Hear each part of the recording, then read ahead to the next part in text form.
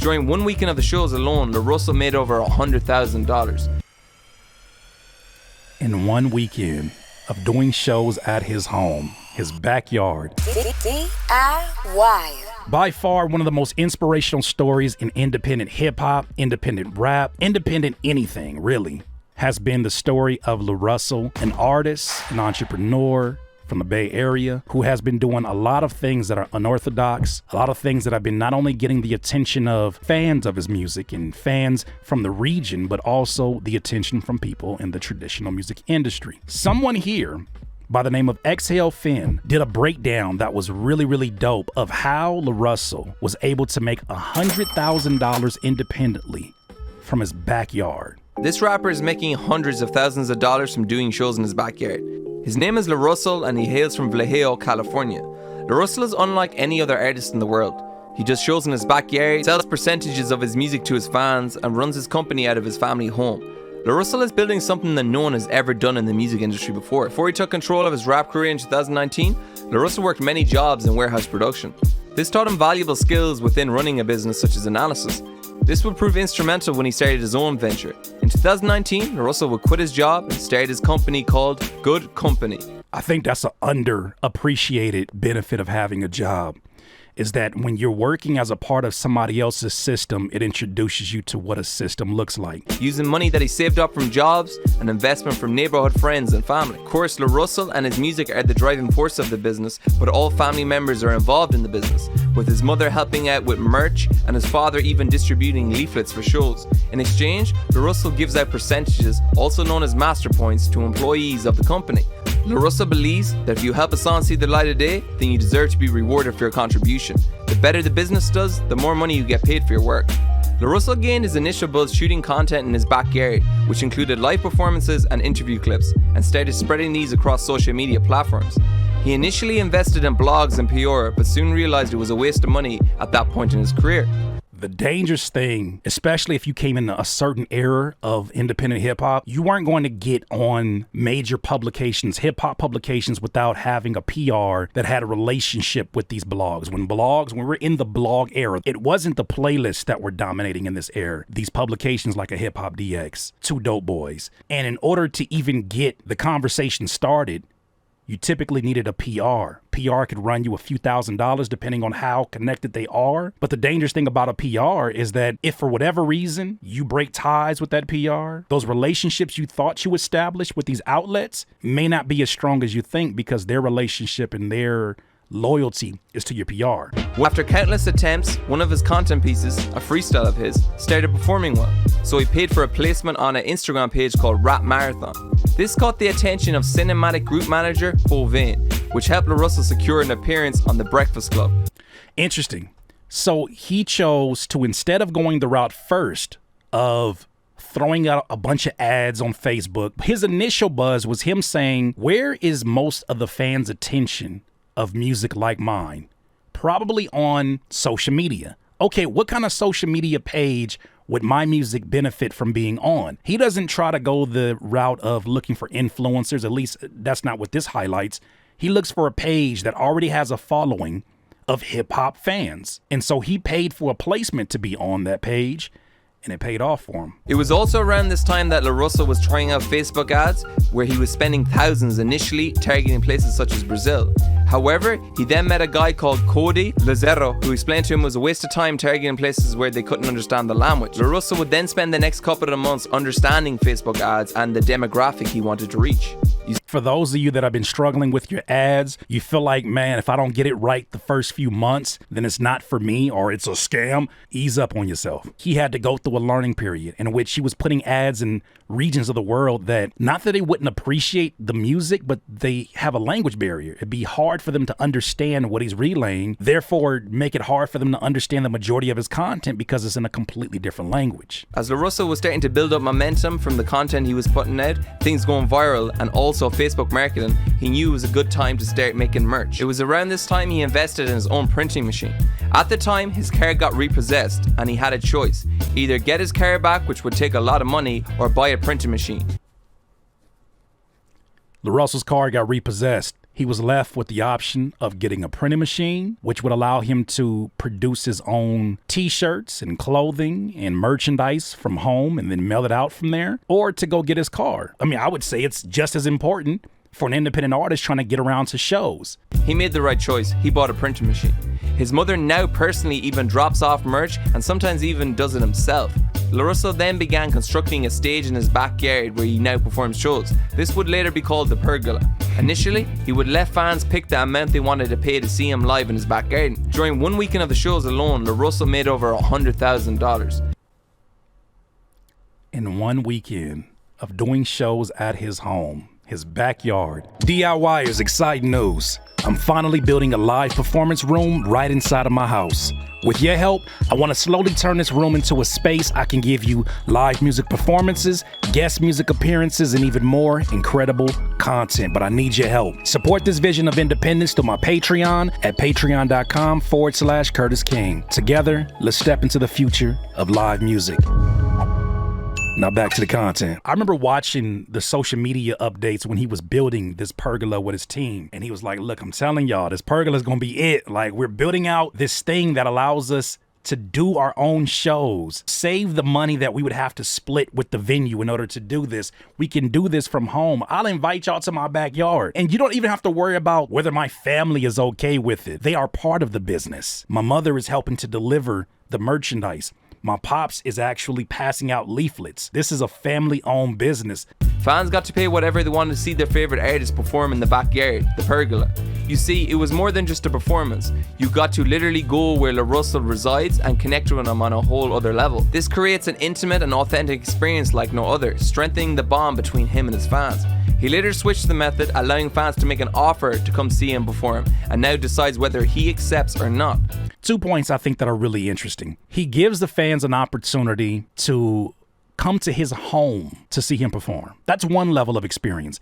Second level, for the fans who may say, that'd be cool to go to, but I probably can't afford to go to that. He has an offer-based business in which you can make an offer and say, hey, I have this, and this is what I want to pay for the artist that I love and that I appreciate. And it may be below or very much above what he was even asking for. He has the final say of whether or not that person comes in. And based upon his history as an analytics guy, I could imagine there's a lot of people that get in there that may not have the most of money, but they absolutely show the highest of support. I'm telling you, as independents, that is the future. As LaRussell begins to grow, so does his team.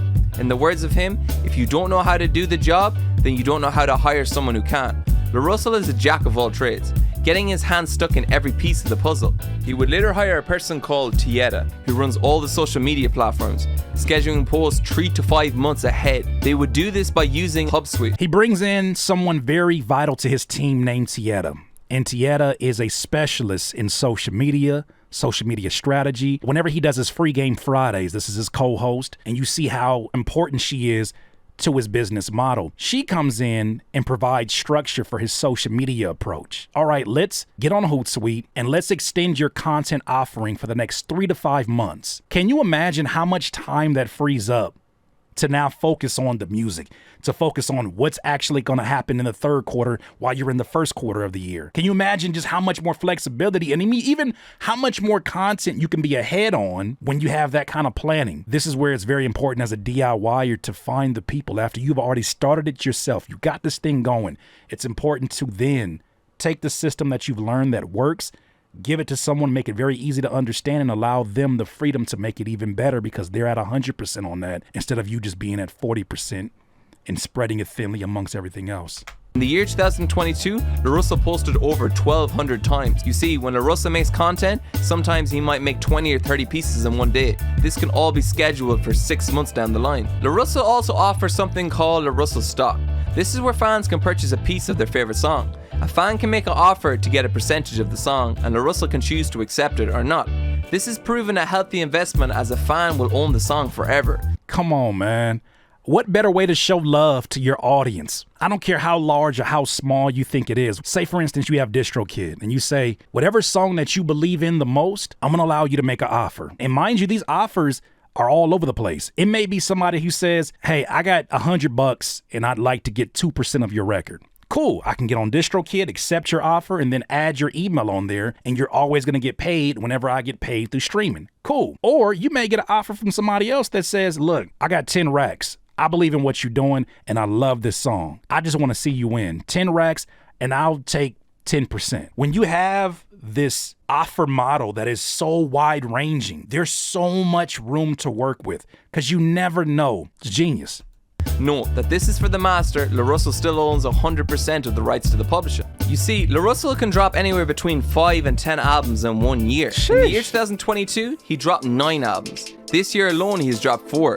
The music making process for him is easy and he never faces writer block. LaRussell records out of his home in his own studio.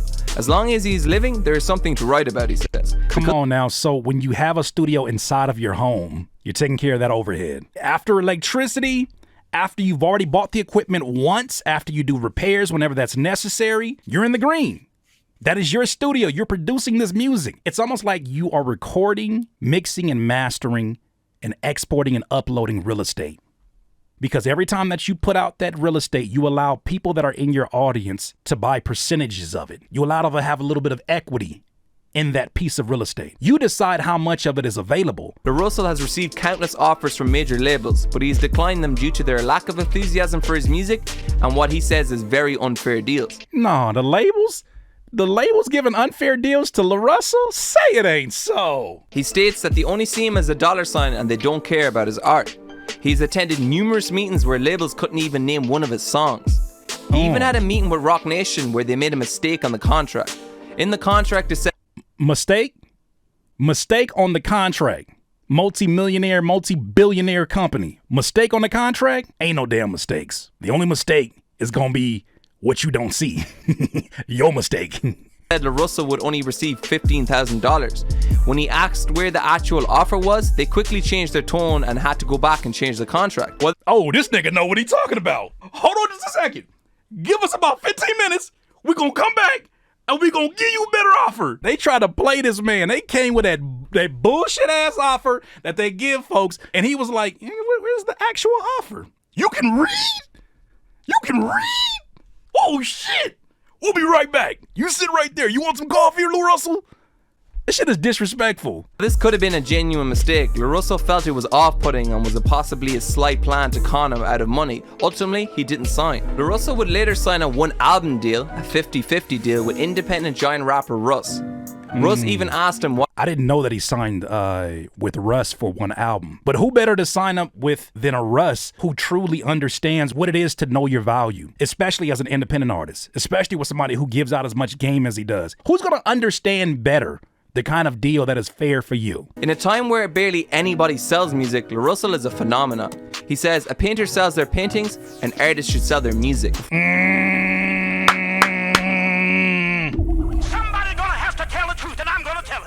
Did you catch that? A painter sells their art. Music is art. So why wouldn't you sell your art as well? They have got us twisted.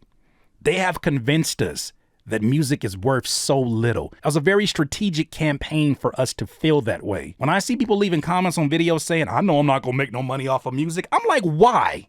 There ain't no money in music. Who created that propaganda and whose benefit was it to spread that bullshit? Huh? Sells their paintings, an artist should sell their music. Before his music becomes available on streaming services, there is an option to make an offer on the website for digital download. This is where I feel like it's very important for us to take notice and to possibly even use this for our own rollouts. Before he puts out a song on the streaming services, which is just, I think, for convenience more so than anything else, LaRussell doesn't get anywhere near the streams you would expect for somebody who gets as much publicity as he gets. You know why? And not because people don't like his music, not because people are not gravitating towards it, because they really are fans and they really buy. They're so dedicated that on his website, you have the option of making an offer, which I think if you use Wix is one of those website builders, you can put an offer on there. Hey, if you want to get this song before anybody else and get a digital download of it, make me an offer and I'll give you the digital download. And this comes out weeks or a week before the actual song goes to streaming.